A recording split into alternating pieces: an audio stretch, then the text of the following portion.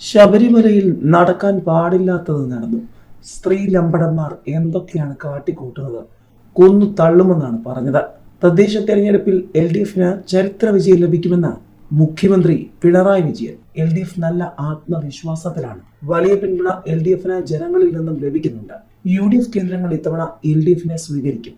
മികവാർന്ന വിജയത്തിലേക്ക് LDF കുതിക്കുന്ന കാഴ്ചയാണ് തെരഞ്ഞെടുപ്പിൽ ഉണ്ടാവുകയെന്നും മുഖ്യമന്ത്രി പറഞ്ഞു. ശബരിമല സ്വർണ്ണക്കൊള്ള തെരഞ്ഞെടുപ്പിൽ ഏശില്ലെന്ന് മുഖ്യമന്ത്രി പറഞ്ഞു.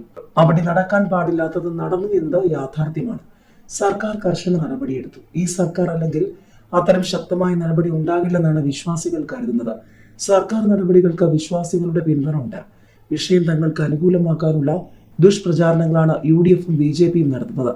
രണ്ടുപേരും ഒരേ വണ്ടിയിൽ സഞ്ചരിക്കുന്നു. ജമാഅത്തെ ഇസ്ലാമി മുസ്ലിം ജനത തള്ളിയ സംഘടനയാണെന്ന് മുഖ്യമന്ത്രി പറഞ്ഞു. മുസ്ലിങ്ങളെ UDFന് അനുകൂലമാക്കാനാണ് ജമാഅത്തെ ഇസ്ലാമി ഒപ്പം കൂട്ടിയതെങ്കിൽ അത് ഈ തെരഞ്ഞെടുപ്പിൽ യാഥാർത്ഥ്യമാകാൻ പോകുന്നില്ല.